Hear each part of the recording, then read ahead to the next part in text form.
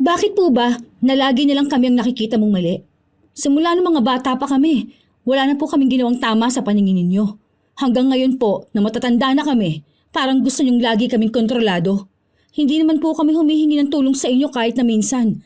Dahil ayaw niyo rin naman po kaming tulungan, di ba? Noong mga bata pa kami, kahit makikinood kami ng TV sa inyo, sinasaraduhan niyo kami ng bintana. Kapag nakatambay kami sa harapan ng bahay ninyo, binubuhusan niyo kami ng tubig. Tuwing Pasko, ano pong ginagawa niyo? Inaaway niyo kami. Wala kaming natatanggap na kahit na anong regalo sa inyo. Habang yung mga paborito ninyong apo, sila yung lagi niyong binibigyan at pinapaboran. Mga apo niyo po kami. Tapos ngayon, kung makapag-demand kayo sa amin, para bang buong buhay namin, andyan kayo para umalalay. Noon, ang sabi mo, maaga kami mag-aasawa. Mapapariwara ang mga buhay namin. Tapos ngayon, sa amin kayo lalapit? Dahil napariwara ang buhay ng apo ninyong paborito. Huwag ka nga magdrama dyan. Wala kasi kayong mga kwenta. Alam mo yon, hindi na dapat kayo nabuhay sa mundong ito. Hindi ko na ipaliliwanag ang side namin. Kung ayaw nyo kaming maging kamag-anak, sige lang po. Total mga bata pa lang kami, wala na kaming nararamdaman na pagmamahal sa inyo, di ba?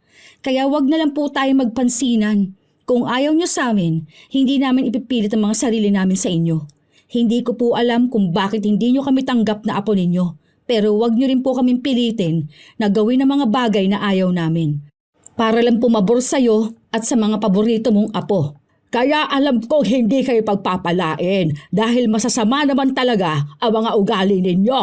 Kung ano mang mangyayari sa buhay ninyo sa mga susunod, tama lang yun sa inyo dahil wala kayong kwenta. Sige, maging mayabang kayo ngayon at huwag tulungan ng mga pinsan ninyo. Nang makita natin kung hanggang saan kayo dadalhin niyang pag-aakala ninyong matataas na ang lipad ninyo. Mga langaw na nakapatong lang naman sa ibabaw ng kalabaw.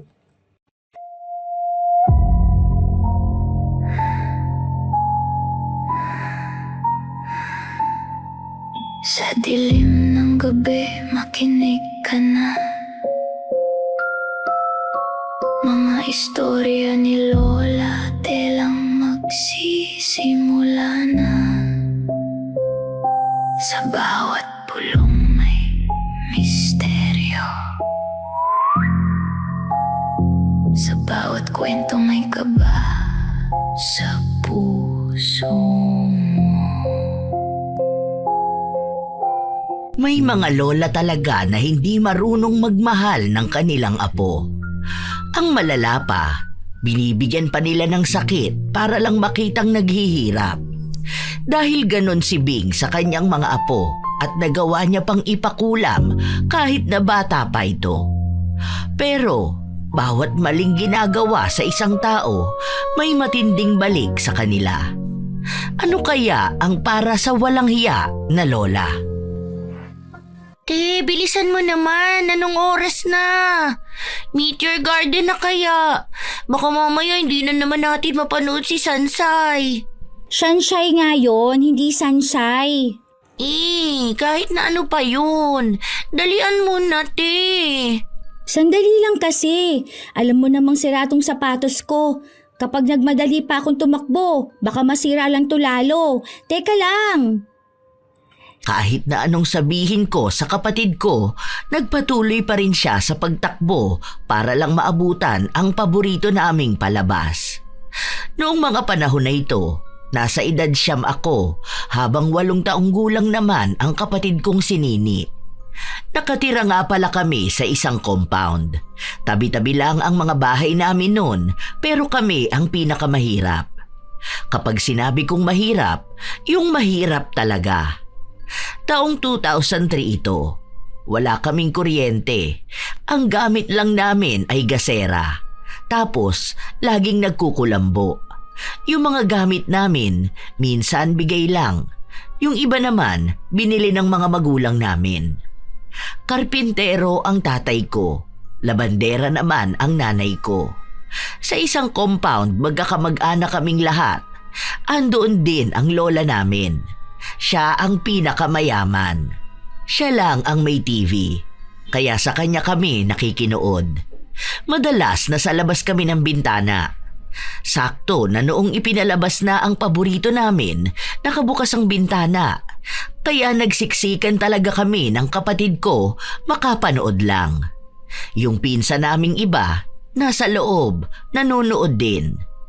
Mas maayos ang pwesto nila. Kami kasi, ayaw kaming papasukin sa loob dahil mahirap lang daw kami. Noong bata ako, hindi naman yun masyadong issue. Hindi ko iniisip gaano. Habang nanonood kami ng kapatid ko, bigla siyang natawa. Ang pogi naman ni Daomingso. Te, bukas ganyan ipit ko kay Sansay. Sansay nga. Kaya huwag ka maingay. Baka mamaya saraduhan na naman tayo ng bintana. Nakikinood lang naman tayo eh. Buti nga si Naonay nasa loob. May merienda pa sila. Basta, huwag ka nalang maingay. Hoy! Anong ginagawa niyo dyan? Umuwi nga kayo sa inyo, mga timawa na to. Nakikinood lang po kami. Wala akong pakialam. Doon nga kayo! Patapos naman na po eh. Huwag niyo na po muna isarado. Bintana ko to, bahay ko to. Kaya kung anong gusto kong gawin, yon ang gagawin ko, ha? Doon kayo! Layas! Ang damot naman ni Lola. Nakikinood lang naman tayo, di ba? Kapag ako lumaki na, tapos magiging mayaman ako, papapanoorin ko yung mga tao sa labas. Hindi naman natin nanakawin yung TV niya eh. Hayaan mo na. Tara, uwi na lang tayo. Nalungkot kami noon ng kapatid ko. Dahil sino ba namang hindi sisimangot kung nagmadali pa kaming makauwi, makapanood lang ng Meteor Garden. Tapos, pagsasaraduhan kami ng bintana. Hindi naman nabago yon. Madalas na ganon ang ginagawa ng lola namin kapag may nakikinood sa kanila. Minsan pa nga, kapag may mga cartoons na palabas, sinasarado niya pati ang pinto. Ang lagi lang nasa loob at nakakanood ay yung pinsa namin na paborito niya, si Onay. Nasanay na lang kami sa ganon, kaya minsan sa ibang tao kami nakikinood. Meron kasing bahay na nadadaanan kami pag galing sa school. Kaya doon kami nakikinood. Saka paano kami magkakaroon ng TV noon kung kuryente nga ay wala kami? Wala ring nagpapakabit ng kuryente sa amin noon. Ilang buwan ang lumipas, sumapit ang Pasko. Kapag ganon, lahat ng bata ang daming bagong damit at gamit. Meron naman kami, pero hindi kasing dami nung sa mga pinsa namin. Lalo na si Onay. Inilabas niya yung sobrang dami niyang candy. Kita niyo to? Wala kayong ganito. May 50 pa ako, bigay ni Santa. Nagsabit lang ako ng 2 medyas tapos lahat yon may laman. Sobrang dami. Wala kayong ganito. Ayan o. Tapos binigyan ako ni Lola ng 50 rin. Mayaman na ako. Kayo, mga mahihirap lang. Meron naman kaming candy rin eh. Ito o. Ah! Snow Bear. Hindi kayo love ni Santa kaya ganyan. 3 lang na candy yan eh. Tapos mga barya lang. Sa akin, may 3 laruan pa. Ah, wala kayong ganito. Okay lang. Basta meron pa rin naman. Ah, kawawa. Ay, kawawa. Wala kayong ganito. Huwag ka na kaya mang-asar. Bakit hindi ako pwede mang-asar? Marami naman talaga ako nakuha. Tapos yung akin, yung damit ko, binili to ni Lola sa mall. Nagpunta kami doon. Sumakay kami sa sa elevator. Kumatok pa nga ako doon eh. Kayo, sa palengke lang binili yung damit nyo. Wala kasi kayong pambili. Hindi pa kayo nakakapunta ng mall. Nakapunta na kami, no? Saka nisakay namin yung na umaandar hanggang langit. Mataas na mataas. Wala namang ganun. Imbento ka lang dyan. Meron nga. Wala nga. Huwag ka namang asar, Onay. Hoy, Nini. Ano ba? Huwag ka na makipag-away. Lola! Tinulak ng kapatid ko si Onay kaya napaupo ito. Hindi naman ganun kalakas pero lampa kasi siya kaya akala mo sinaktan talaga siya. Sigaw siya ng sigaw. Tinatawag niya noon si Lola Bing. Yung lola naman namin, takot na takot kung baka anong nangyayari na sa paborito niyang apo. Kaya nung nakita niyang nakaupo sa sahig, galit na galit siya. Anong ginawa mo sa apo ko? Animal kang bata ka? Lola, huwag niyo pong sabunutan ang kapatid ko.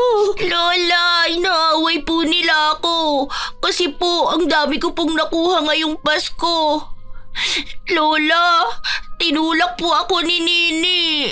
Nangaasar po siya, kaya po siya tinulak ng kapatid ko. Isa ka pang walang hiya ka. Buwisit kang bata ka. Mga inggitera talaga kayo eh. Bakit yung sasaktan ng apo ko ha? Huwag mo akong matawag-tawag na lola. Hindi ko kayo mga apo ha. Mga wala kayong kwenta. Ang babata nyo pa ganyan ang mga ugali ninyo. Kaya mahihirap lang kayo eh. Buwisit kayo. Hindi naman po malakas ang pagkakatulak ni Nini kay Onay. Lampalan po yung apo ninyo. Ngayon sumasagot ka na? Sige, etong sayo. Animal ka, ha? Lola, ang sakit po. Bitiwan niyo po ako. Huwag mong kalbutin ang mukha ng ate ko. Bad ka! Bad ka! Ano, isa ka pa? Sige, damay na kayong magkapatid. Pag-uuntugin ko kayong dalawa. Walang Pasko-Pasko rito, ha? Mga salot kayo sa lipunan. Mga buwiset! Galit na galit sa amin noon si Lola. Para bang hindi kami mga bata kung saktan niya. Ewan ko kung bakit maggalit siya sa amin dahil anak niya naman yung nanay namin. Nagkagulo pa nung Pasko na yon. Hindi ko makakalimutan kung paano sila mag-away-away. Pinagtanggol kasi kami ni nanay namin. Kaya ayon, pati mga kapatid niya, nakaaway niya. Lalo na ang nanay ni Onay na nakikisali. Hindi naman niya alam ang dahilan kung bakit nagkaroon ng awayan. Kaya tuwing Pasko, lagi kaming nasa loob ng bahay. Hanggang sa ilang Pasko ang lumipas ni hindi namin binabati ang mga kamag-anak namin, lalo na ang lola namin. Pero may mga taong nagsasabi na dapat ay hindi kami ganon dahil mga apo lang kami at pamilya kami. Iisang dugo. Pero yon ang lagi kong naiisip, Lola Telang. Bakit kami lang ang sinasabihan ng ganon? Ni hindi naman alam ng mga tao kung ano ang pinagdaanan namin. Ilang taon ang lumipas, nung nasa edad 15 na kami, lagi kong naririnig noon na mag-aasawa kami ng maaga. Malandi raw kami base sa lola ko. Pero ang nangyari, ang nabuntis ay ang paborito niyang apo. 15 anyos pa lang noon si Onay. Sumama sa nobyo niyang magbubote at adik. Pero binawi siya ng lola namin kasama ang anak niya. Ilang taon pa ulit ang lumipas, nasa kolehiyo na ako at malapit nang magtapos. Ate, pwede na ba tong ulam mo? Ay, hindi na ako magbabaon. Sa'yo na yan. Kainin mo na. May ulam pa ba sina mama at papa? Oo, meron pa naman ate. Itinabi ko naman na yung para sa kanila. Anong kakainin mo mamaya? Di ba may trabaho ka pa? Birthday nung manager namin. Sabi niya magdadala siya ng handa. Okay na ako. Iyon na lang yan. Ay, oo nga pala ate. Ako rin mag-a-apply na ng trabaho. Hindi na. Ano ka ba? Ako nang sagot dyan sa pag-aaral mo. 1 taon na lang, graduate na ako. Kaya umayos ka dyan, ha? Sinasabi ko sa'yo, mahirap mag-aral. Tapos sasabayan pa ng trabaho. Mag-focus ka sa pag-aaral mo. Magpapascholar ka naman. Kung ikaw nga nakaya mo eh. Nahihirapan nga ako, kaya nga ayokong mahirapan ka. Sige na, aalis na ako. Ay, ano to? Dumi ba to ng aso? Parang tumain na naman yung anak ni Onay dyan. Talagang sa sapatos mo pa. Hindi dinidisiplina ng nanay eh. Paano? Puro landi. Mamaya pagsasabihan ko yan. 20 anyos na noon si Onay pero 3 na ang anak niya mula sa iba't ibang lalaki. Pero lahat ng iyon pasanin ng lola namin. Dahil nga siya ang paborito ni hindi siya nakapagtapos ng sekundarya. Hindi na rin siya nagtuloy mag-aral, wala rin siyang trabaho. May bago siyang kinakasama ngayon pero mukhang adik din. Minsan pa nga, narinig ko yung lola ko at si Onay na pinag-uusapan ako. Pinagkakalat pa nila na nag-a-addict daw ako. Nagpalaglag din daw ako ng bata para matawag lang na dalaga. Bakit kailangan niyo pa po akong siraan sa mga tao? Anong sinisiraan? Hindi kita sinisiraan sa kahit na sino, ha? Narinig ko po kayo. Sinasabi niyong nagda-drugs ako. Hindi pa po ba sapat sa inyo na hindi niyo kami tinuturing na pamilya? Aba, talaga namang hindi ko kayo kapamilya. Kaya ganyan ang nangyari sa apo mo eh. Hindi mo hinayaang mabuhay ng tama. Lampa kasi. Kaya lagi kang nakaalalay. Kung titingnan kaming dalawa niya ni Onay, malalaman na agad ng ibang tao kung sinong nagda-drugs sa aming dalawa. Kayong anak, iba-ibang tatay. Ngayon buntis na naman. Hindi na nga maalagaan yung mga anak. Ay, ang kapal na mukha mong sabihin dyan, ah. Bakit? May napatunayan ka na ba sa buhay mo? Marami na po. Ako po yung nagpakabit ng kuryente namin. Ako pong nagpapaaral sa sarili ko at sa kapatid ko. May trabaho ako, nag-aaral ako, mas matino naman po ako kaysa sa pinagmamayabang mong apo. Isa pa, nalampasan ko yung sinasabi ninyong mag-aasawa ako ng maaga. Ngayon, sa apo ninyong paborito na punta ang lahat. Ay, wala ka pa rin kwenta, ha? Mahirap lang kayo. Hanggang dyan ka lang. Yan lang mismo yung buhay na meron kayo. Hindi na kayo makakaangat kahit na kailan. Kaya huwag kang umasta dyan na para bang antayog ng mapupuntahan mo. Hindi ko na po ipagyayabang yon. Pero sa mga pinagdaanan namin sa buhay, ipapakita ko sa inyong lahat na hindi lang kami hanggang dito. Kaya gigil na gigil akong magtagumpay sa buhay dahil sa kanya. Dahil ayaw kong makitang mas nangibabaw ang pangmamaliit niya sa akin at sa pamilya ko. Sapat na yung ilang taon na mahirap kami. Hindi pa naman kami mayaman, pero malayo naman na kami sa kung ano kami noon. Kung noong mga bata kami, sinasaraduhan kami ng bintana kapag nakikinood, ngayon may sarili na kaming gamit. Sila na nga ang madalas na nakikisuyo sa amin, pero parang kami ang may malaking utang na loob sa kanila. Minsan pa, nakita kong dudumi na naman ang anak ni Onay sa tapat ng bahay namin. Hindi kasi to tinuturuan ng nanay niya. Dahil paano matuturuan kung iba ang iniintindi sa buhay? Hoy! Doon ka sa tapat ng bahay ng nanay mo tumae ha? May banyo naman sana kayo. Hoy! Bakit mo kinakausap ng ganyan ang anak ko? Ang kapal ng mukha mo! Mas makapal ang mukha mo. Anak-anak ka, hindi mo tinuturuan ng tamang asal. Ah, ang tapang mo naman pala. Kung ihilamos ko kaya sa'yo ang tae. Baka gusto mong ipakain ko pa sa'yo. Ang tapang mo naman. Isusumbong kita kay Lola. Wala ka namang ibang alam gawin kahit ng mga bata pa tayo kundi ang magsumbong sa lola mo, di ba? Kakampihan ka talaga nun. Kaya nga ganyan nangyari sa buhay mo eh.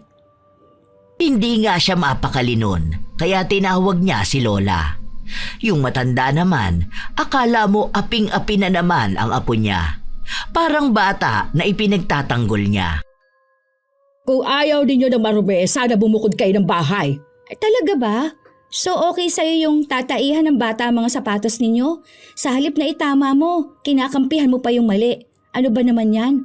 Ang bastos mo makipag-usap sa akin, ha? Sino ka ba sa inaakala mo? Hindi po ako bastos. Bakit kasi hindi nyo hayaan niyang si Onay na disiplinahin yung anak niya? Ilan na ang anak niyan, ginagawa niyo pa rin baby niyo. Hindi nyo kasi hayaang matuto. Huwag mo kung pagsasalita ng ganyan. Sinasabi ko sa'yo baka mabaliw ka sa sobrang talino mo. Animal ka. Oh, hindi niyo ako pwedeng saktan. Dahil wala kayong ambag na kahit na ano sa buhay ko. Kami ni Onay yung nag-uusap. Tapos lalapit kayo para kayo yung humarap sa akin. Dahil mayabang kang animal ka. Mayabang na po ba ang pagsabihan si Onay na turuan ng anak niyang gumamit ng banyo? Ilang taon na yan. Nakakahiya yan kung malalaman ng ibang tao. Kaso, paano naman pala mahihiya kung yung nanay walang hiya? Mas walang hiya ka. Lola, hindi po kayong kinakausap ko. Si Onay po. Ilaapi mo na lang palagi ang apo ko. Ang nayabang ninyong pamilya. Niniwala naman kayong napatunayan. Sige lang, tingnan natin kung hanggang saan aabot yung ganyang kayabangan ninyo. Mga buwisit kayo, ha? Hindi ko alam kung doon nagsimula ang lahat, pero yan ang tanda kong huli naming pagtatalo ni Lola bago dumating ang isa sa hindi ko makakalimutan at pinakamabigat na nangyari sa akin. Hindi ako naniniwala sa kulam, sa totoo lang po, Lola Telang. Pero itong eksena sa buhay ko nung 19 anyos ako ang nagpatunay na totoo ang kulam. Hindi ko pa to alam noon dahil akala ko normal na dumating sa buhay ko. May mga gabing hindi ako makatulog. Umabot pa sa puntong halos 2 araw akong gising. May isang gabi pang umiiyak ako dahil hindi ako makatulog. Okay ka lang ba, ate? Umiiyak ka ba? Ano nangyari sa'yo? Hindi ako makatulog. Gusto ko na matulog. Masakit na ng ulo ko. Ano ba kasing dahilan bakit hindi ka makatulog? Stressed ka ba? O ano ba? Hindi ko alam. Basta hindi ako makatulog. Ayoko na ng ganito. Nananaginip ka ba ng hindi maganda? Oo, palagi na lang. Tapos minsan kung ano-anong tumatakbo sa utak ko. Kung ano-anong iniisip ko na hindi naman tama. Kawawa ka naman, te. Pray ka lang palagi. Pinagdarasal ko rin yan, makatulog ka na ng maayos. Kasi nangangayayat ka na ng sobra. Sobrang lala na nung 3 araw akong gising.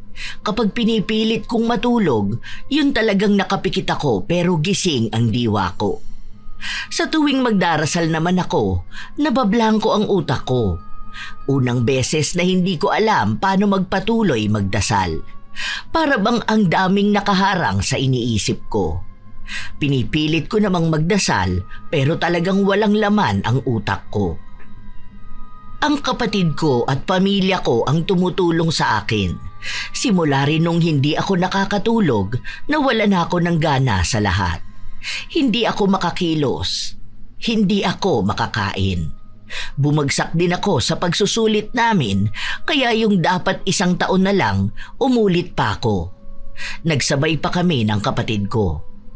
Wala na nga dapat akong plano magpatuloy mag-aral, pero ginawa ko pa rin dahil sa kagustuhan nila. Nawalan ako ng direksyon sa buhay. Wala na akong pangarap. Hindi ko alam kung anong dahilan bakit nasa mundo pa ako. Yon ang lagi kong iniisip. Minsan pa, mag-isa lang ako sa bahay. Nakatulala ako sa bintana nung dumaan ang lola ko.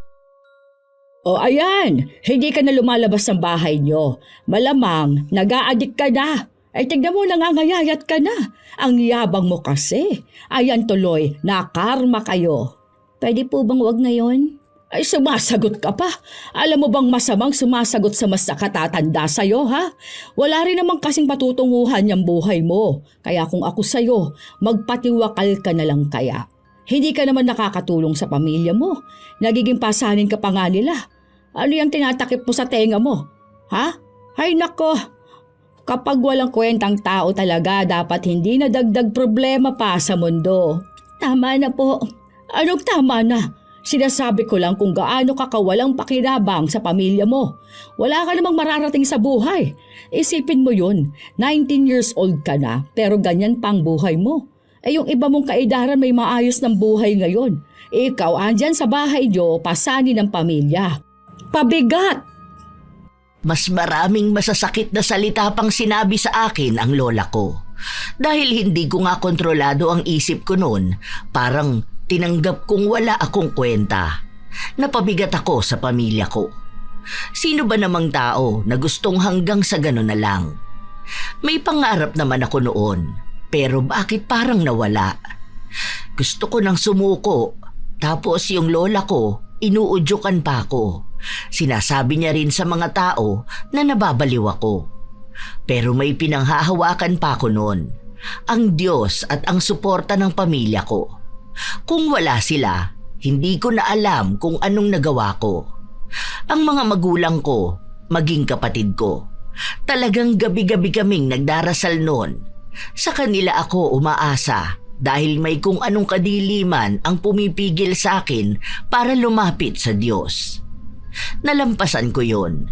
Hindi nanalo ang kadiliman. Naging maayos ako. Payapa ang tulog ko. Hanggang sa ilang taon pa ulit ang lumipas. May trabaho na akong maayos, pati ang kapatid ko. Umayos na rin ang buhay namin. Hindi na kami ganon kahirap tulad ng mga bata pa kami. 29 na ako pero wala pa akong asawa. Habang ang pinsan ko na paboritong apo, meron ng 7 anak. May sanggol pa siya noon na nasa 5 buwang gulang. Sagot lahat ng lola ko.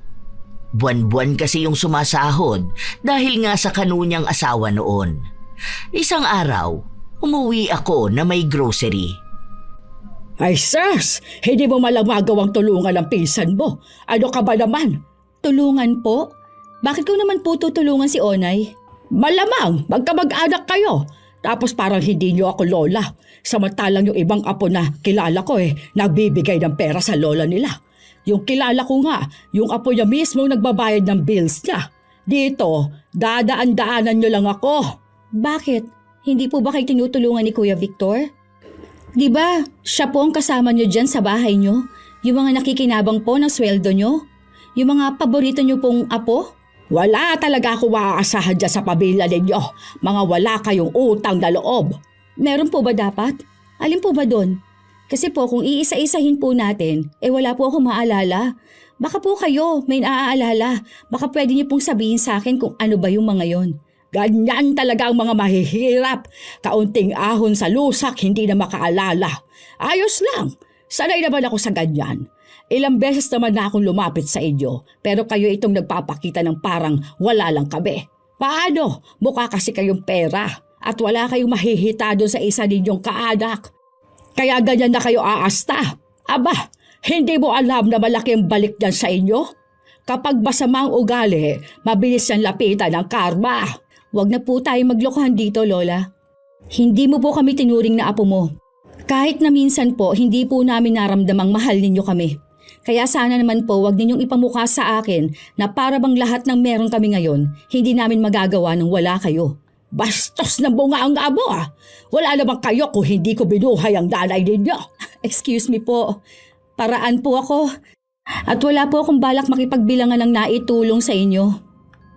Hindi ko na siya pinansin nung mga panahon na yon dahil lagi naman niya akong kinokonsensya. Na mas may kakayahan daw ako, bakit hindi ko tulungan si Onay? Hindi na kasi nakapag-aral ang mga anak niya. Tapos, may sakit pa ang bunso. Naghahanap sila ng taong tutulong at bubuhay kay Onay dahil wala ngang asawa pero ang daming anak. Sa akin nila gustong ipapasan ang responsibilidad dahil kamag-anak naman daw. At sa amin, ako lang yung walang asawa at anak. Yung kapatid ko naman, may nobyo na siya, saka balak na nilang magpakasal sa susunod na taon. May bahay na rin sila. Bibihira na lang silang magpunta sa bahay. Pero nung araw na yon, sa bahay matutulog si Nini. Yang lola mo dun, nagtatanong sa akin kung anong sustento pwede kong ibigay kay Onay. Bakit? Tatay ka ba ng mga anak nun? Ayun na nga sabi ko. Tsaka, para namang kasalanan ko pa ngayon kung bakit ang dami nung anak. Kung hindi naman sana niya kinonsinti nun. Saka ang dami niyang pera, di ba? Saan naman napupunta yun? Sa bisyo ni Onay. Hindi na nga yun tumigil magdroga. Nakita ko nga yun nung nakaraan kausap si Kuya Bong. Alam na yun, bibili na naman. Nag-chat nga sa akin yun nang hihiram ng pera dahil hinihika yung anak niya. Tapos lumang picture yung pinapadala sa akin. Kailangan daw ng anak niya. Baka kamo kailangan niya para sa bisyo niya. Alam mo si Lola, hindi na yun nagbago, no? Nung mga bata tayo, sinasaktan niya tayo. Naaalala ko nun, binato niya sa akin yung timba tapos pinalo niya ako ng tabo sa ulo dahil akala niya ako yung kumuha ng pagkain ni Onay. Ang lalaki yan ang pinagdaanan natin sa kanya. Buti nga nakatiis pa tayo eh. Hindi na ba talaga kayo aalis dito, ate? Ibenta nyo na ang bahay.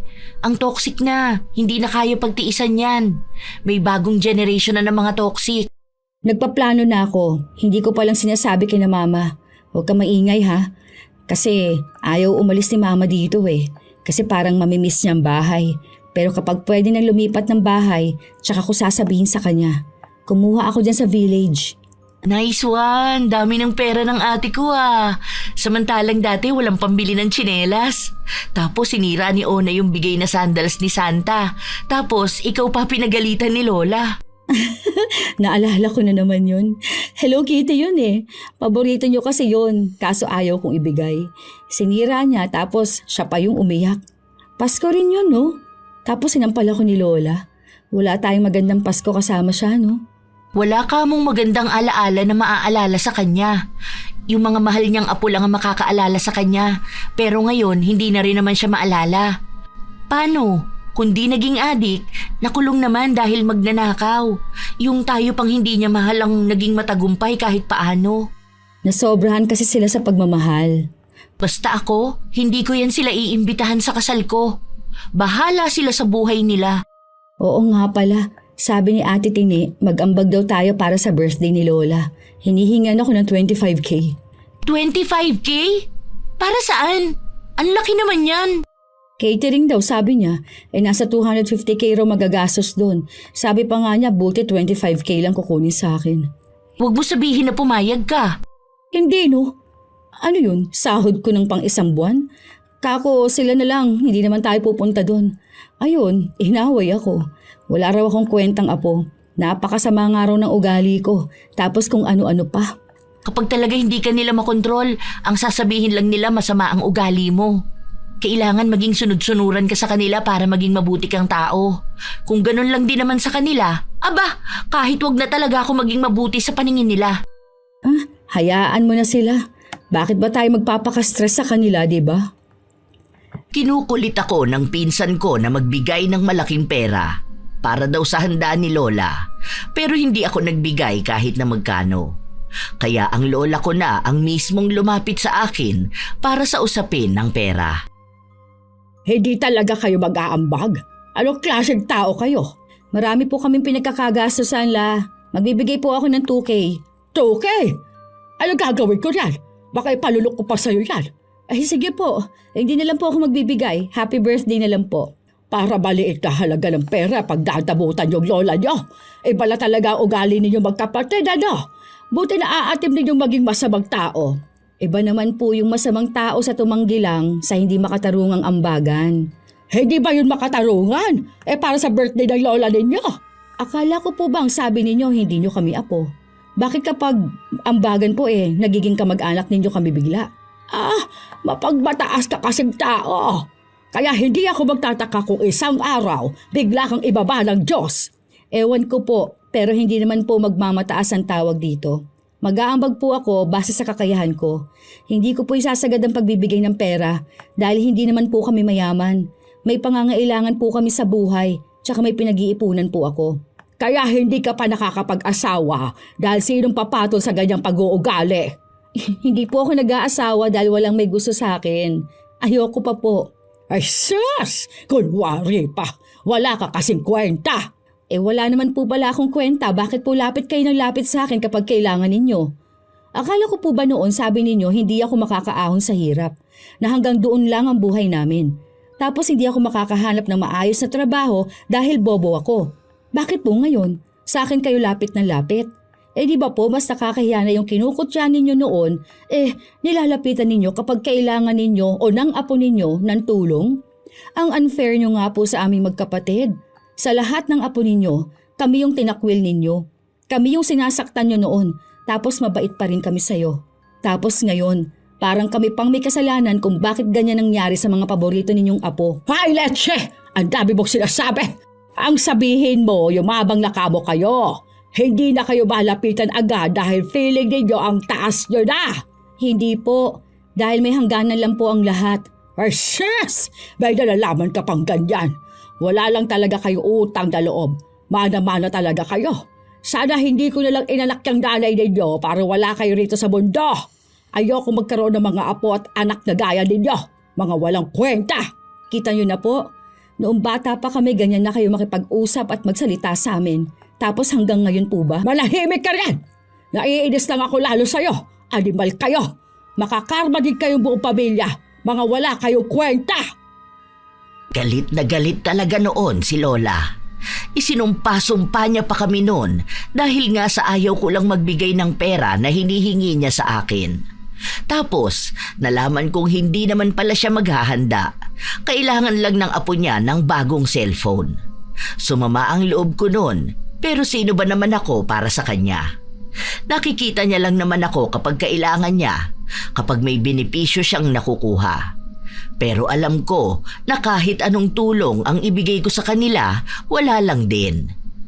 Lumipas pa ang ilang araw, kinukulit na naman ako ng lola ko para lang tulungan si Onay. Dahil ang 4 niyang anak mag-aaral daw. Gusto nila na sa akin ipasagot. Wala ka ba talagang puso? Hindi mo alam kung anong pagtulong sa pamilya. Buti pa yung inaanak mo, balita ko'y binilhan mo ng gamit sa eskwela. Ayan, hindi mo naman yun kadugo. Pero bakit ang bait mo sa kanya? Samantalang yung tunay mong pamangkin, pinapabayaan mo lang. Iba naman po kasi yun, Lola. Yung sa inaanak ko, bigay ko lang po bilang tulong ko. Yung hinihingi niyo naman po sa akin, sobra naman po eh. Gusto niyo pong akong magpaaral dun sa 4 na anak ni Onay. Tapos ang gusto niyo, yung sa private pa, para naturuan at matutukan. Ano bang akala niyo sa akin? Dahil ikaw yung walang naitulong sa pamilyang ito. Wala po akong dapat patunayan sa kahit na kanino sa inyo. Yung pagtulong ko po, gusto kong ibigay at gawin yon ng kusa. Hindi po yung pipilitin ninyo ko. Dahil kayo po, kahit na minsan, hindi ko naman po kayo pinilit noon, di ba? Noong mga panahong naghihirap kami ng kapatid ko na mag-aral, ako po yung nagtatrabaho para lang makapagtapos kami. Kahit minsan po, hindi po kayo nagbigay sa amin kahit na ang laki po ng sahod ninyo. Eh iba naman kasi yun. Dahil may mga magulang kayo, silang dapat nabubuhay sa inyo. Oh, may magulang din naman po yung anak ni Onay. Andyan siya. May bago siyang asawa, di ba? Andyan naman kayo.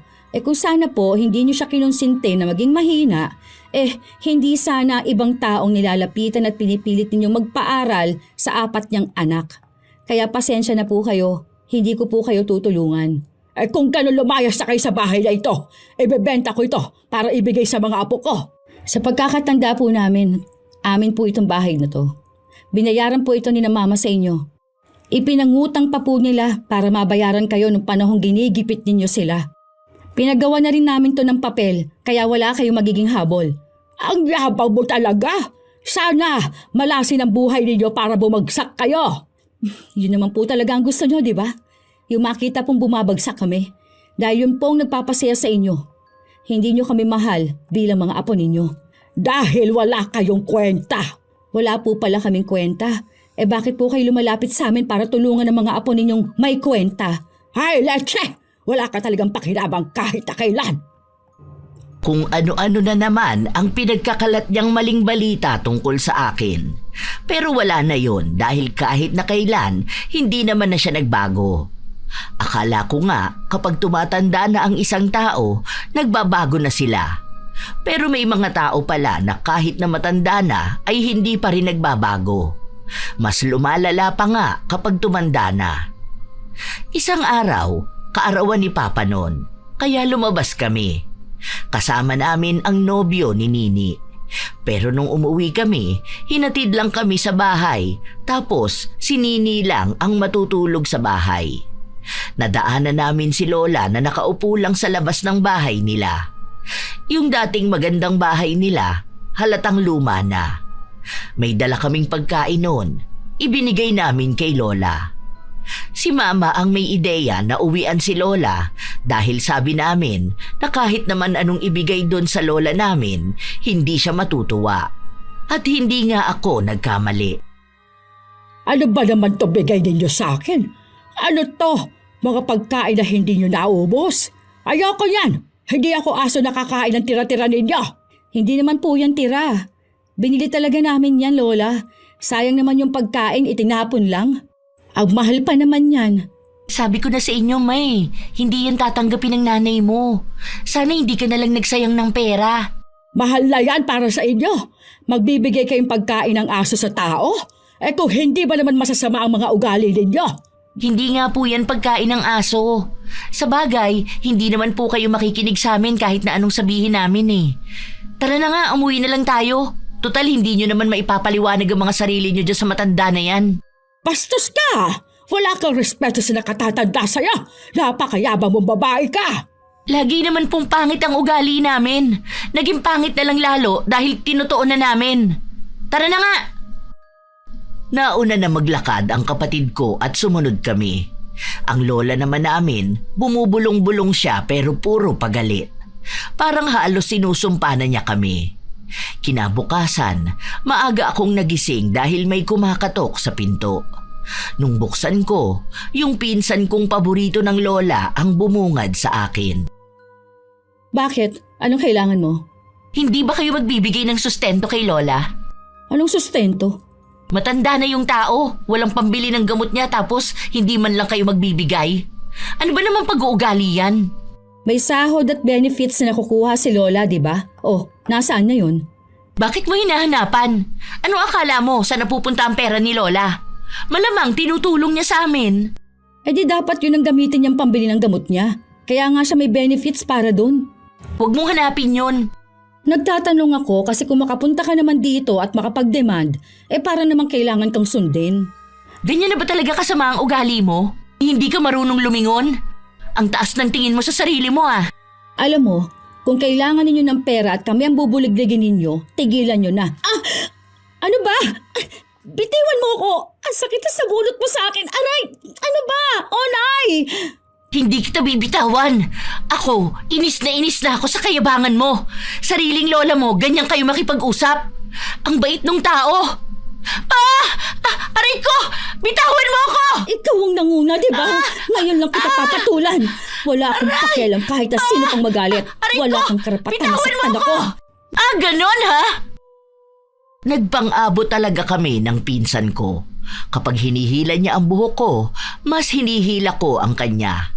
Talagang sinisigurado kong aabot hanggang anit niya ang sakit. Ewan ko kung maraming nalagas na buhok sa kanya. Pero naririnig ko na sa bawat sabunot ko sa kanya, umaangat talaga ang anit niya. Ilang minuto pa ang lumipas, mukhang nakita kami ni Lola dahil maging siya nakisabunot sa akin. Maya-maya pa, dumating naman ang kapatid ko. Si Onay naman din ang sinabunutan niya. Hinila niya rin ang buhok ni Lola nung sinabunutan siya. Akala ko hindi na matitigil ang awayan na yon. Pero yung isa sa tiyuhin ko ang umawat sa amin. Pumagit na siya. Walang iya kayo magkapatid? Pinagtulungan ninyong apo ko! Anong pinagtutulungan? Kayo nga yung pinagtutulungan ng ate ko. Imbis na umawat ka, sinabunutan mo rin siya. Paanong hindi aawayin niyang si Lala? Napakasama ng ugali niyan. Minamaliit niya ako. Hindi kita minamaliit ha. Ikaw ang nagpunta sa bahay para magtanong dyan tungkol sa pera na hinihingi mo. Nagsabi lang ako na may benefits naman si Lola. Kita nyo na! Ha? Masama talaga ang ugali ninyo magkapatid. Concern lang sa akin ang apo ko dahil kayong dalawa lang yung walang pakialam sa akin. Hindi nyo na nga ako gustong tulungan. Sinasagot nyo pa ako ng ganyan. Pangangatuwiran lang po, Lola. Huwag mo ko malola-lola! O di sige, Bing. Nini, Bakit siya naman na nagsabi ah. nakita mo na ang kabastosan mong ganyan. Bakit po ba lagi nilang kami ang nakikita niyong mali? Simula nung mga bata pa kami, wala na po kaming ginawang tama sa paningin ninyo. Hanggang ngayon po na matatanda na kami, parang gusto ninyong lagi kaming kontrolado. Hindi naman po kami humihingi ng tulong sa inyo kahit na minsan dahil ayaw niyo rin naman po kaming tulungan, di ba? Noong mga bata pa kami, kahit makikinood kami ng TV sa inyo, sinasaraduhan ninyo kami ng bintana. Kapag nakatambay kami sa harapan ng bahay ninyo, binubuhusan ninyo kami ng tubig. Tuwing Pasko, ano pong ginagawa nyo? Inaaway nyo kami. Wala kaming natatanggap na kahit na anong regalo sa inyo. Habang yung mga paborito ninyong apo, sila yung lagi ninyong binibigyan at pinapaboran. Mga apo nyo po kami. Tapos ngayon kung makapag-demand kayo sa amin, para bang buong buhay namin andyan kayo para umalalay. Noon, ang sabi mo, maaga kami mag-aasawa. Mapapariwara ang buhay namin. Tapos ngayon, sa amin kay lalapit dahil ang napariwara ang buhay ay yung apo ninyong paborito. Huwag ka na nga magdrama dyan! Wala kasi kayo mga kwenta, alam mo yon. Hindi na dapat kayo nabuhay sa mundong ito. Hindi ko nipapaliwanag ang side namin. Kung ayaw ninyo kaming maging kamag-anak, sige lang po. Total mga bata pa lang kami, wala na kaming naramdaman na pagmamahal sa inyo, di ba? Kaya wag na lang po tayo magpansinan. Kung ayaw ninyo sa amin, hindi namin ipipilit ang sarili namin sa inyo. Hindi ko po alam kung bakit hindi nyo kami tanggap na apo nyo.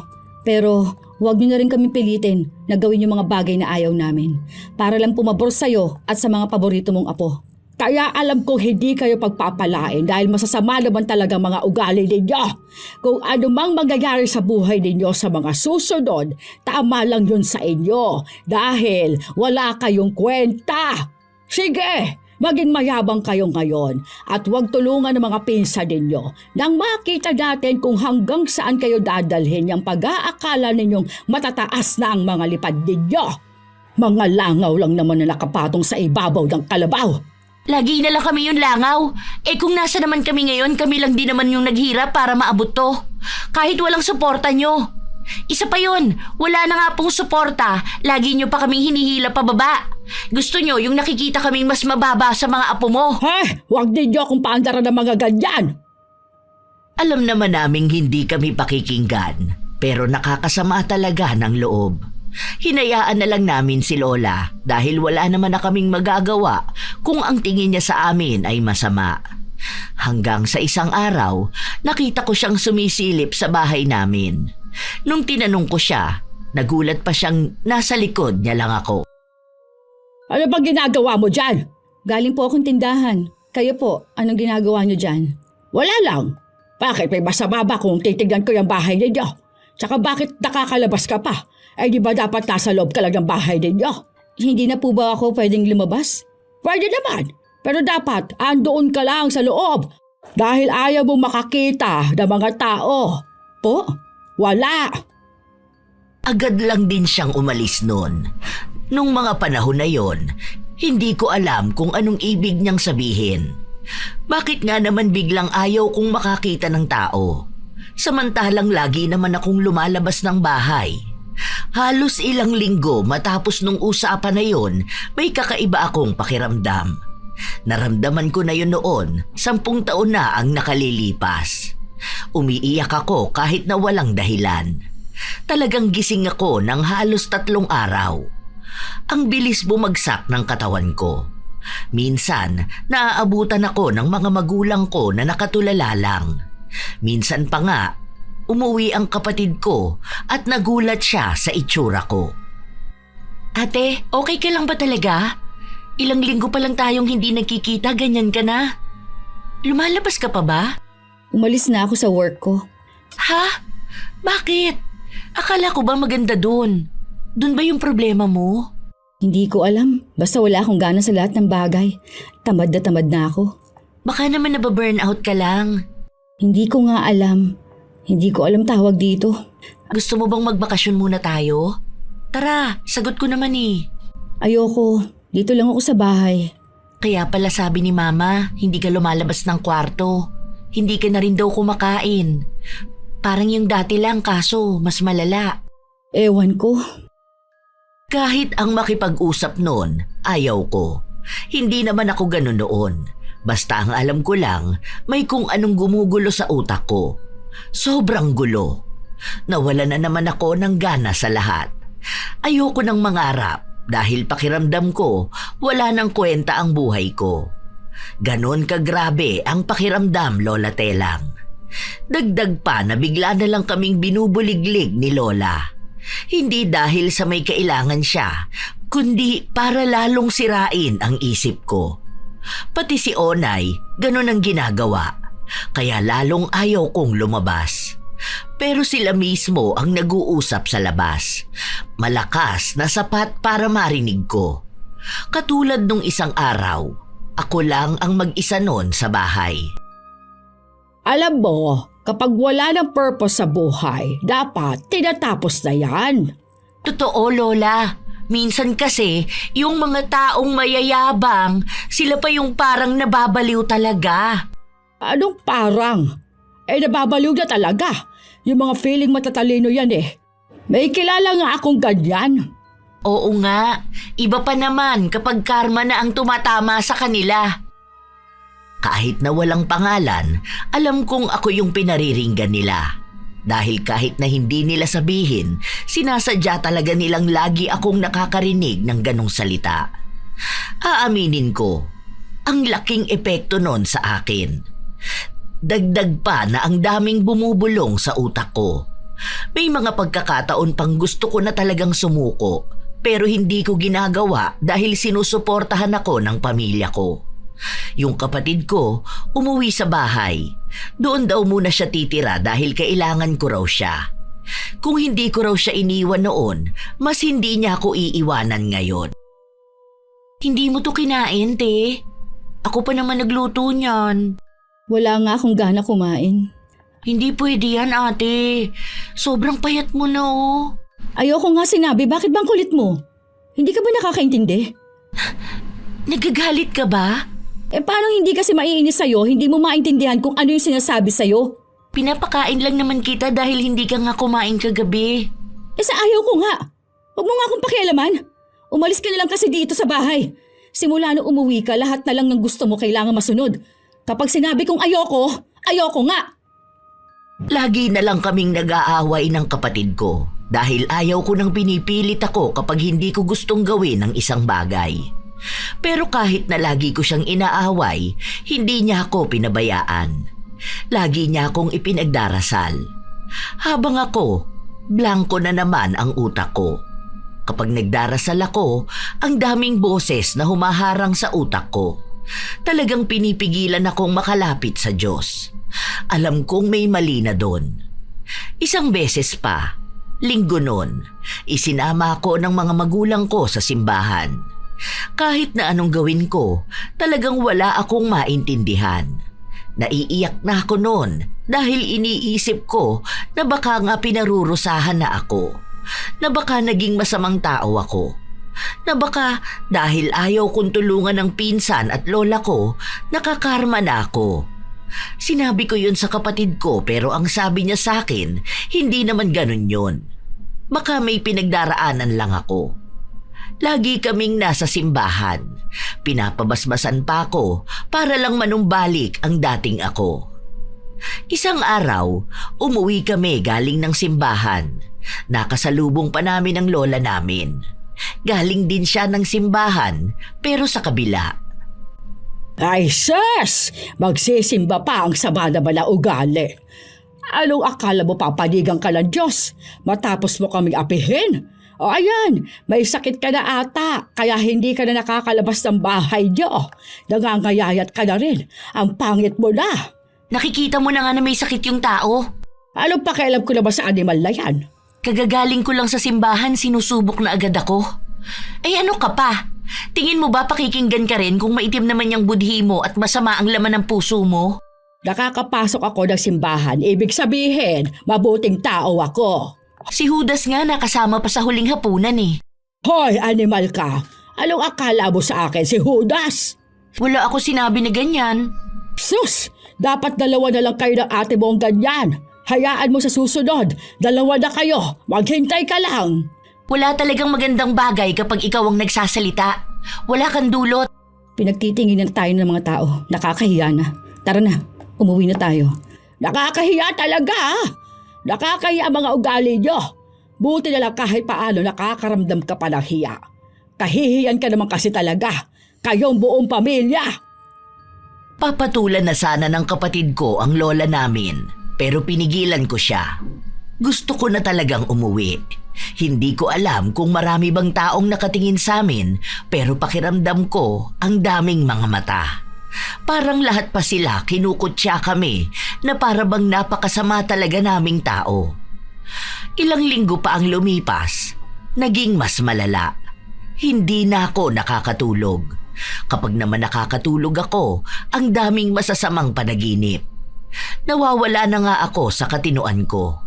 Umaabot pa sa punto na nakakakita ako ng kung ano-ano. Hindi ko alam paano nagsimula, basta bigla na lang sinabi ng kapatid ko na baka naman daw kinukulam ako. Naniniwala ako sa ganon, pero hindi ko naman naiisip na mararanasan ko yun mismo. At sino naman ang gagawa? Hindi kami lumapit noon sa albularyo. Ang ginawa ng kapatid ko, inaya niya akong mamanata. Yun bang lagi kaming magdarasal buong pamilya sa loob ng isang linggo sa kaparehas na oras. Noong nasa ika-4 na araw na kami, tuwing sasapit ang oras ng panata, lagi kaming ginugulo ni Lola.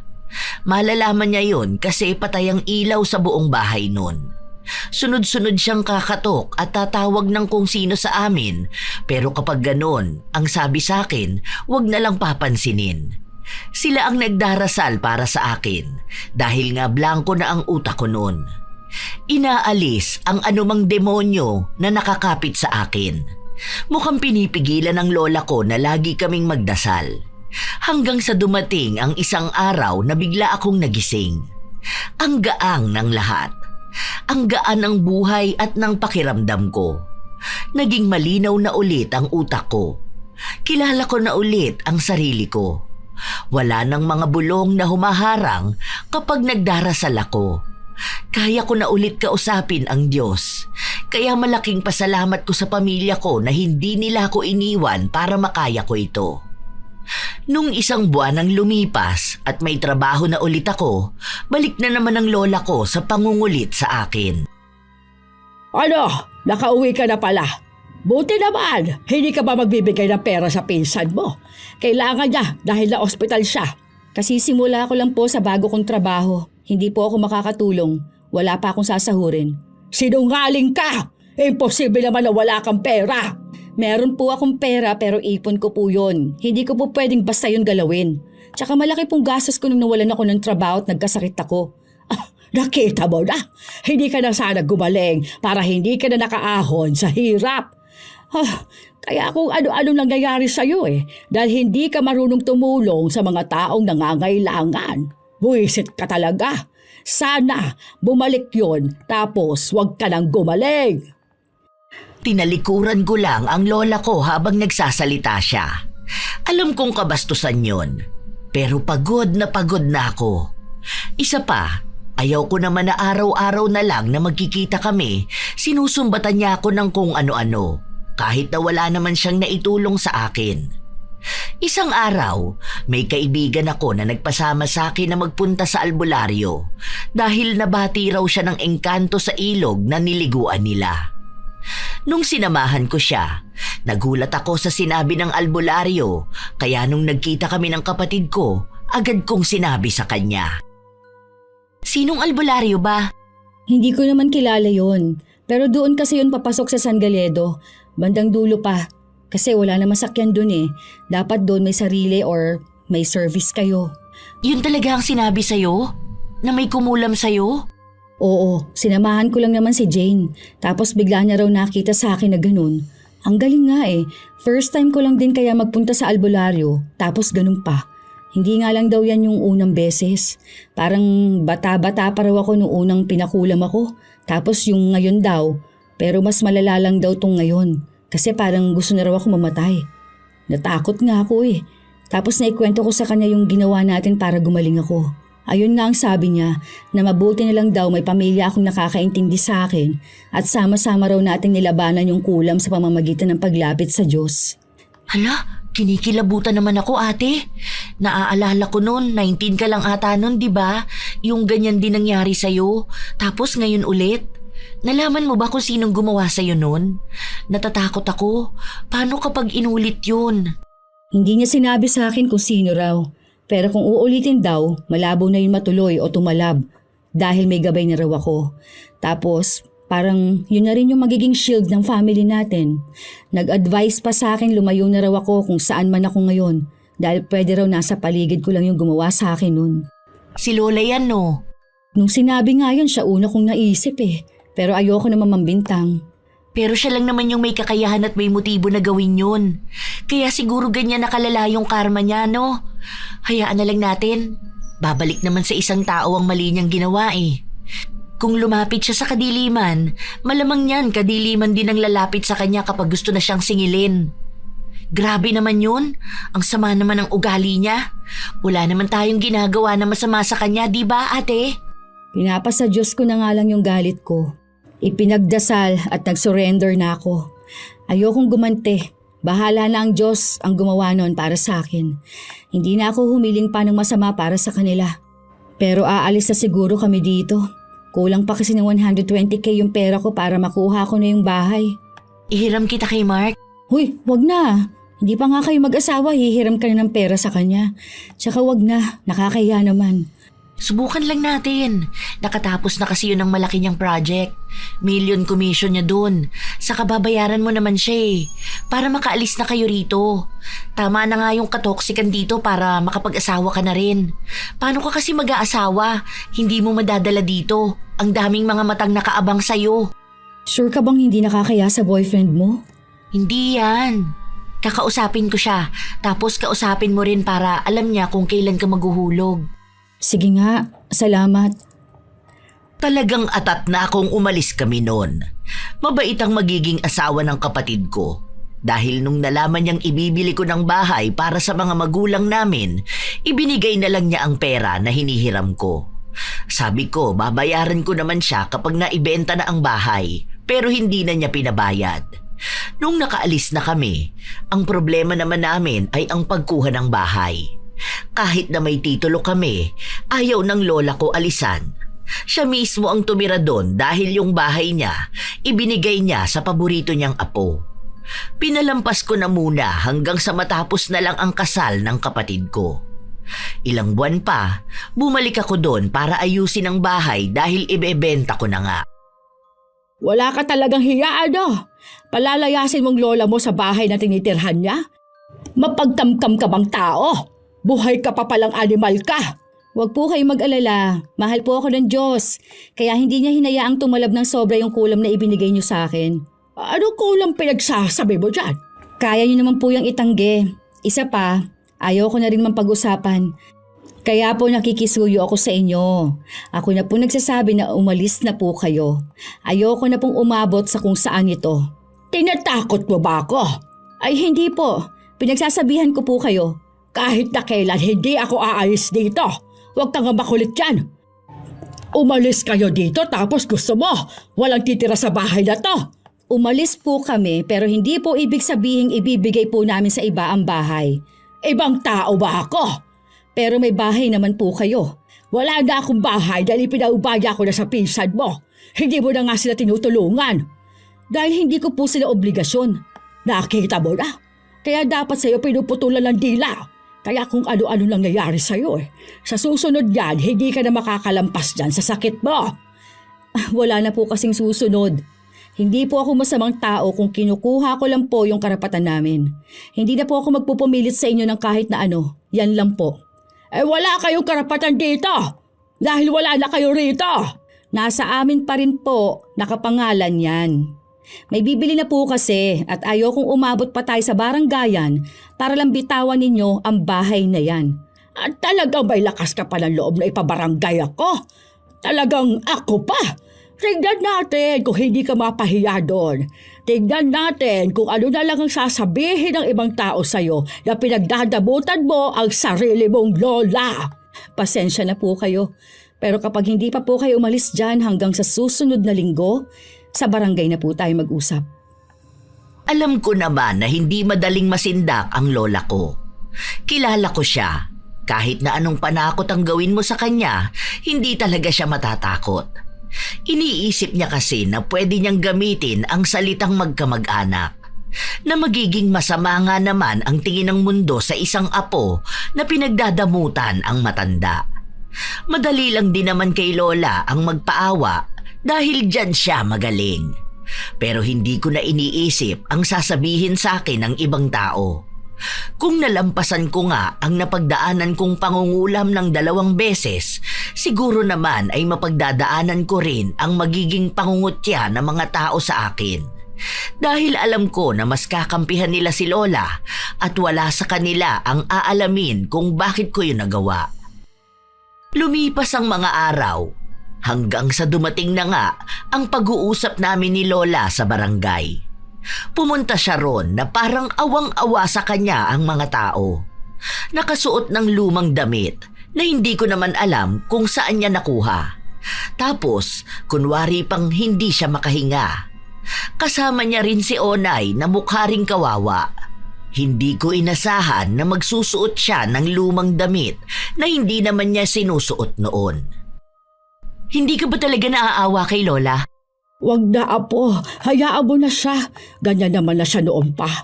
Alam niyo po, hindi ko alam kung matatawa ako sa ginagawa niyo dahil pinagmumukha ninyong kawawa ang sarili ninyo. Hindi ko ginagawang kawawa ang sarili ko. Alam mo namang apo ko na mahirap at walang bahay ang lola mo.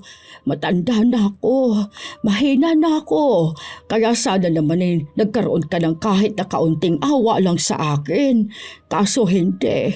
Gusto mo pa akong palayasin at tumira na lang sa lansangan. Ikaw nga dapat ang nakakaintindi sa akin dahil mas may pera ka, mayaman ka. Kaya nga, sana man lang naawa ka na sa matanda. Siya na nga ang nag-alaga sa'yo noon. Siya na yung nagsasakripisyo sa'yo noon tapos ganyan ka pa. Wala ka man lang utang na loob.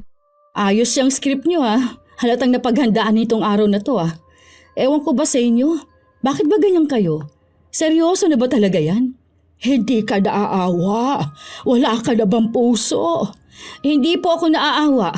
Hindi dahil wala akong puso, kundi dahil hindi naman totoo yung pinapakita ninyo sa akin ngayon.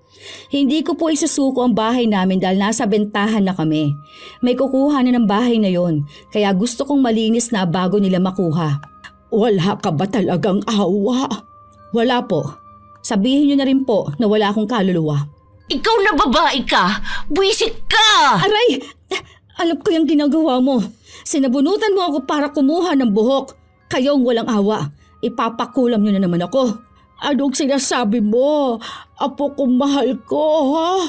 Bakit ka naman namin ipakukulam? Hindi naman kami masamang tao gaya mo. Pwede ba tumigil na kayo sa kalokohan nyo? Hindi talaga bagay sa inyo yung ganyan. Ayoko na ng kung anong usapan. Basta alam na rito sa barangay na kailangan ninyong umalis doon. Wala nang kahit na sinong makakapigil ng desisyon ko. Nakiusap pa ang lola ko. May paiyak-iyak pa siya noon, habang ako naman kinukonsensya ng mga nakakarinig at nakakakita ng pagtatalo naming dalawa. Nanghihingi siya ng palugit na 1 buwan pa. Pumayag na lang ako dahil sinabi niya na aalis na talaga siya. 3 linggo na ang nakalipas at 1 linggo na lang ay aalis na sila. Pumunta ulit ako para kausapin siya. Buhay ka pa rin? Bakit? Ano po bang pinagawa ninyo at inaasahan nyong yon ang tatapos sa akin? Ano na naman bang ginagawa mo rito? Ipapaalala ko lang yung pag-alis ninyo. Kapag hindi kayo umalis, sapilitan na kayong paaalisin dyan. Alam nyo yan, dahil pumayag kayo. Ay sus! Kung aabot ka pa hanggang next week. Mahaba pa po ang buhay ko. Sabi nyo nga po masamang damo ako, di ba? Ay hindi mo yan masasabi. Sure na po ako. Hindi na po tatalab sa akin yung pangungulam ninyo. Baka po sa iba yan bumalik. Tsaka po, sana tigilan nyo na yung ginagawa ninyong ganyan. Kasi sa totoo lang po masama yan. Lagi nyo binabanggit ang Diyos, pero sa kadiliman naman po kayo lumalapit. Huwag pong ganun, Lola. Hindi ko alam yung pinagsasabi mo na yan. Ikaw ang mapupunta yan sa impyerno. Ayoko na lang po magbitaw ng ibang salita dahil baka ako pa yung magmukhang masama. Basta po, sinabi ko na sa inyo ang kailangan ninyong gawin. Paalala ko po yun. Sana naman po sundin ninyo na lang po yun. Yun lang po. Alis na ako. Alam na alam ko na yon kung bakit buo ang kumpiyansa ng lola ko na baka hindi na umabot ang buhay ko hanggang sa susunod na linggo. Dahil malamang yan ay gumagawa na naman siya ng paraan para maipakulam ako.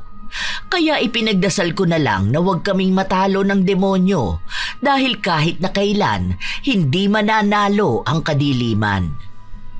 Namamanata rin talaga ako na huwag yung mangyari at huwag na kaming pasukan pa ng kahit na anong gawa ng kadiliman. Hanggang sa 3 araw bago ang pagpapaalis ko kay Lola, may nabalita na parating na bagyo at ang tama nun ay sa lugar namin. Hindi pa kami masyadong natakot noon dahil hindi naman talaga naaapektuhan ang lugar namin kapag may malakas na bagyo. Pero nung tumama ang bagyo sa lupa, talagang sobrang lakas. May mga bahay na nilipad ang yero, may mga bahay naman na nagiba at kasama na sa nagibang bahay ay yung bahay namin noon kung saan naroon ang lola ko. Nagtaka nga ako dahil hindi naman yun nasisira agad. Tumama na ang pinakamalakas na lindol sa amin noon, hindi naman nagiba. Pero ngayon, biglang nawala ng pundasyon. Nung nakita namin ang bahay, talagang walang nakatayong bato kahit na isa. Giba yun hanggang sa pinakababa. Tapos ang lola ko, ang sabi niya, takot na takot daw siya noon dahil muntika na siyang mamatay. Pero natamaan siya ng isang bato sa mukha, naapektuhan ang isa niyang mata na mukhang mabubulag na siya. Sinamahan ko pa nga si mama para puntahan ang lola ko dahil nga naaawa rin ang mama ko sa nanay niya. Pero hindi man lang nagbago ang lola ko. Napakasama talaga ng ugali niya. Buhay pa ako, kaya hindi niyo makukuha ang bahay na yan. Ano ba yung pag-aalala ninyo sa akin? Ha? Di hindi niyo ako binibigyan ng pera. Kung nag-aalala kayo sa akin, bigyan niyo ako ng 100,000. Kung wala, wag na kayo mag-alala. Anong gagawin ko sa pag-aalala niyo na sana ligtas ako? Ano po ba naman yung pag-uugali nyo? Hindi man lang kayo magpasalamat na inalala pa kayo ng mama ko. Sino ba namang matutuwa kung ang inuwi niya lang sa akin ay yung prutas? Kakainin ko lang yan. Paano naman ang mga apo ko? Wala kasi kayong mga kwenta. Kaya hindi ninyo alam kung anong pangangailangan namin. Hindi kayo nag-aalala. Mga papansin lang kayo para walang masabi ang ibang tao na hindi nyo pinapansin ang lola ninyong kawawa. Hindi po namin iniisip ang sasabihin ng iba. Siguro po kaya ang bilis mag-iba ng bahay para mapaalis kayo ng tuluyan. Ayan, buti nilang po, ganun na nangyari. Mas madali at mas okay na itong maibenta para at least wala nang ibang taong nakikituloy kahit na hindi naman sana sa kanya ang bahay. Yung bahay pa ang mas inalala mo kaysa sa akin. Ganyan pa pagiging mabuting apo. Hindi ko naman po sinabi na mabuti akong apo Wala po akong inaangkin na ugali. Ang sinasabi ko lang, nakakarma na kayo. Karma? Baka pinakulam mo ko. Bakit ko naman po gagawin yun? Kayo nga pong gumagawa nun Kung may karma man po na babalik sa inyo, kasalanan nyo na po yun, hindi po sa akin. Pasensya na po kayo Pero hindi po ako mabuting tao para magpaapi lang sa isang kamag-anak. Kung ayaw ninyo sa akin, mas lalo naman po na ayoko sa inyo.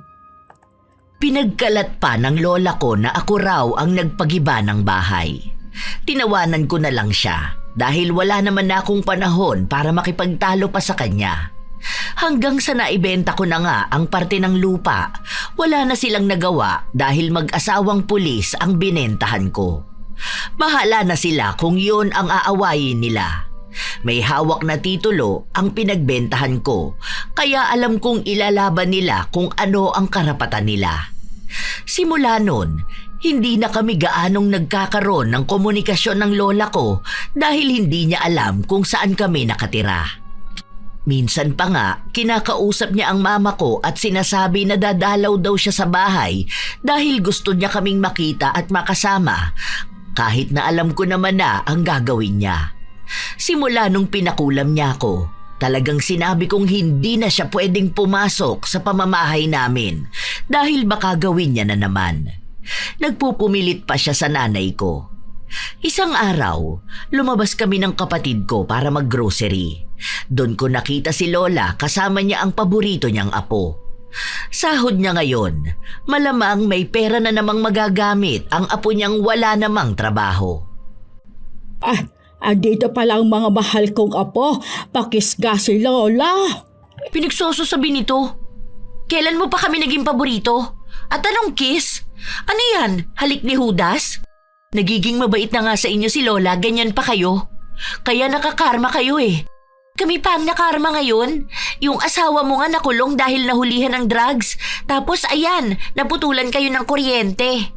Tama lang sa inyo yung karma nyo dahil lumalapit kayo sa mangkukulam. Hindi niyo pa rin ba napapatawad si Lola? Mahal na mahal ko kayo mga apo ko. Huwag na po tayo magpanggap dito sa labas. Pwede naman pong hindi pa rin tayo magkakakilalang lahat Ganun naman po yung totoong gusto nyo, di ba? Ayan, ang sasama ng mga ugali ninyong lahat. Hindi na nga kayo nagsusustento kay Lola, ganyan pa kayo. Wala talaga kayong konsiderasyon sa akin, mga animal kayo. Hindi na nga nakakakita yung isa kong mata, ganyan pa kayo. Nakita nyo na? Plastic pa rin po kayo. Ramdam po namin kapag peke ang pakikitungo ninyo sa amin. Kaya po hindi nyo na kami maloloko. Ginagawa nyo lang yan para kami ang magbayad ng binili ng apo mo. Sana naman po, bago pa mahuli ang lahat, makita nyo kung ano ang mali ninyo. Mukhang tama nga ang hinala ko na kaya lang kami kinikibo dahil kailangan ng apo niya ng pambayad. Nung nakapila na kasi sila, marami silang iniwan, pero mas pinili pang ang bilhin ni Onay ang mga alak kaysa sa gatas ng anak niya. Kaya paano nila sasabihin sa akin na dapat sustentuhan ko ang mga anak ng pinsan ko dahil nakakaawa, habang yung nanay nila iba ang prioridad. Hinayaan ko na lang sila. Ilang buwan pa ang lumipas, sumapit ang Pasko. Yun ang unang Pasko na malayo kami kina Lola. Hindi ko alam kung anong nangyayari sa kanila. Pero malamang niyan, ibinuhos na naman niya lahat ng pera at pagmamahal niya doon sa mga apo niya. Nag-chat ba sa'yo si Onay? Nakablock ako doon. Nag-chat nga sa akin. Blinak din ako doon tapos in-unblock niya ako ngayon kasi may kailangan siya. Bakit? Ano bang sabi niya? Kailangan daw ni Lola ng 50K ngayong Pasko. Bigyan daw natin. Palibhasa, hindi niya nagawang paghirapan ng pera, kaya akala niya ganun lang yun kadaling makuha nun. Yun nga ang sabi ko sa kanya. Bakit sa atin hihingi ng ganun kalaki eh? Di ba nga may benefits na nakukuha si Lola? Lahat yun silang nakikinabang kahit mga bata pa lang tayo.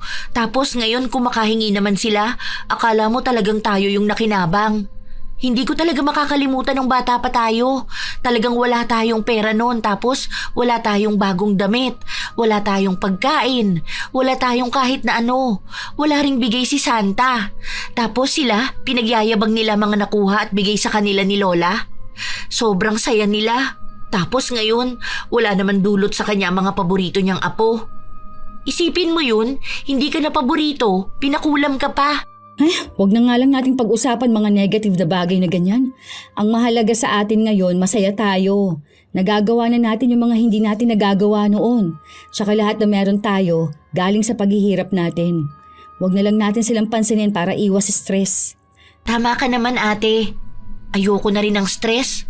Ay, bahala na sila sa buhay nila. Lagi kaming pinaparinggan ni Onay sa social media. Sinasabi niya na mga wala kaming utang na loob sa lola niya. Pero kapag tinatanong ko kung anong utang na loob, ang sinasabi niya lang ay ang pagpapalaki sa nanay namin. Pero ang totoo nun, hindi naman si Lola ang nagpalaki kay Mama, kundi yung lola ni Mama. Mabuti pa raw yun, sobrang bait. Ewan ko ba sa lola ko kung bakit naman naging ganun siya. Siya lang talaga ang nag-iisang tao na nakilala kong may ganong pag-uugali. Paano? Kahit yung masamang taong nakilala ko, pagdating naman sa pamilya nila, mabait naman sila. Yung matatanda sa labas na masusungit, kapag kasama nila mga apo nila, malamang hindi naman nila ipakukulam. Isang araw, tumawag sa akin ang kapatid ko at sinabing nasa ospital daw si Lola nang hihingi raw ng pera sa kanya si Onay. Itanong mo saang ospital. Tayo kamang pupunta doon at magbabayad kung yun ang problema. Pero kung wala sa ospital na yon at hindi natin siya nakita doon, ibig sabihin lang yan nang huhut-hut lang yan ng pera. Baka wala na namang panggasto sa luho at bisyo niya. Yun na nga ang tinatanong ko. Ito pang nakakatawa ha. Naririnig ko pang binubulungan siya ni Lola na ganito ang sabihin. Bahala ka ako sila. Kung wala silang ipapakita na ospital, walang perang ibibigay sa kanila. Tayo pa rin ang binubuliglig. Palibasa kasi niyan, yung pera ni Lola ninakaw ng apo niya tapos nabalitaan ko, binububog daw nun si Lola. Tapos sinasabihan na matandang walang silbi sa mundo. Sinong apo? Yung una niyang apo dun sa paborito niya. Panganay ni Onay? Oo, sobrang tigas daw ng ulo, as in. Kanino mo naman niya nabalitaan? Sa kapitbahay natin, yung pulis. Nag-chat yun sa akin nung nakaraan eh. Tapos kinukwento niya nangyayari doon. Lagi raw nilang naririnig na binubugbog si Lola. Kaso kapag sinisita nila, sila naman daw ang inaaway ni Lola na nakikialam sa kanila. Ayun, hinayaan na lang sila. Ang gulo din ng utak ni Lola eh. Sa atin, galit siya na hindi naman natin siya inaano. Tapos yung apo niya nga raw na yun, hinahampas siya sa ulo lalo na kapag hindi siya nagbibigay ng pera pambisyo. Minsan pa raw umuwi yun tapos wala silang pagkain dahil kinuha ng nanay niya yung pera. Kung hindi ba naman sutil, ayun, hinampas sa ulo ng kaldero si Lola. Putok daw yung sa kilay pero hindi naman itinakbo sa ospital dahil nga wala silang pera. Ang lala naman nun. Yun na mismo ang karma ni Lola sa totoo lang. Late man dumating pero pang matagalan na niyang iindahin. Bahala na sila. Dapat hindi na nila tayo binubuliglig. Kaya siguro nang hihingi ng pera yon dahil kailangan ng apo niya o mismong si Onay. Ang gulo ng buhay nila. Ginusto nila yun eh. Kaya simula nun, kahit na anong gawin ni Lola, hindi talaga namin siya tinutulungan. Masama na ang tingin sa amin, pero siguro naman tama lang na umiwas kami sa isang taong hindi naman nakita ang halaga namin kahit noon pa man. Ni hindi nga kami nakakarinig ng paghingi ng tawad mula kay Lola. Lagi ko na ring nababalitaan na nambubugbog nga yung apo ni Lola. Nakulong din yon dahil nagnakaw pero dahil bata pa, naabsuelto. Ewan ko na lang doon sa iba niyang apo na mukhang yung isang batang babae, buntis na rin. Naaawa ako doon sa mga bata dahil sa ganong pamumuhay sila lumaki. Tapos ang kasama pa nila ay ang lola nilang kukonsintihin sila. Basta sa ngayon, ang gusto ko lang ay malayo sa kanila na wala na saan ang komunikasyon dahil baka sa susunod kapag nagalit na naman si Lola ay ipakulam na naman ako. Pero balita ko ngayon, bulag na talaga siya dahil sinaksak ng apo niya ang isa niyang mata. Bahala na lang siguro sila sa buhay nila. Basta ako, tama na yung minsan kaming naapi at minsang pinakulam ng sariling kadugo. Minsan, may mga lola talaga na hindi makatarungan. May nagiging paborito sila at pinapaboran habang may mga apo silang kinakawawa at hindi minamahal. Para bang sa kanilang mga mata, may mga apo na laging tama at may mga apo namang kahit anong gawin ay mali pa rin. Dahil sa ganitong pagtrato, may mga batang lumalaki na may sama ng loob at sugat sa puso na dala nila hanggang sa pagtanda. Ang mas masakit pa, imbis na maging sandalan at gabay ng pamilya, nagiging dahilan pa sila ng inggit, galit at pagkakawatak-watak. Ang mga bata na hindi nabibigyan ng pantay na pagmamahal ay napipilitang matuto na maging matibay mag-isa. Habang ang mga sobrang kinukonsinti naman ay minsang lumalaki na walang disiplina at hindi natututo sa kanilang mga pagkakamali. Hindi dapat ganito ang papel ng isang lola. Ang isang lola ay inaasahang maging mapag-aruga, patas at mapagpatawad sa lahat ng kanyang apo. Hindi mahalaga kung sino ang mas may kaya o kung sino ang mas malapit sa kanya. Ang mahalaga ay ang pagbibigay ng parehong pagtingin, respeto at pagmamahal sa bawat isa. Kaya para sa mga lola at nakatatanda, sana tandaan na ang pagiging matanda ay hindi lang tungkol sa edad. Ito ay tungkol din sa pagiging halimbawa. Dahil ang tunay na kayamanan ng isang pamilya ay hindi nasusukat sa pera, kundi sa pagmamahal na pantay na naibibigay sa bawat membro nito. Maging isang mabuting tao at huwag maging walang iya na lola. Kayo ba mga apo? Naranasan nyo na rin ba ang naranasan ng magkapatid nung mga bata pa sila? Mismong lola nila ang tila ba nagpapakita sa kanila na hindi sila kamahal-mahal. At tama lang din kaya ang naging desisyon ng magkapatid na lumayo at wag nang tulungan ang kanilang lola. Maaari ninyong ibahagi sa amin ang inyong opinyon para sa bagong kwento. Naway nakapaghatid ito ng magandang aral para sa lahat. Ito ang inyong Lola Telang at maraming salamat sa palagi ninyong pakikinig mga apo. Lola Telang, kulambarang sumpa at karma. Sa dulo ng lahat may paalala na ang masama may balik talaga. May babaeng mapanira ang ugali, laging may inggit sa kapwa, laging ngiti sa harap pero may tinatago. Paninira pala ang kanyang gusto. Isang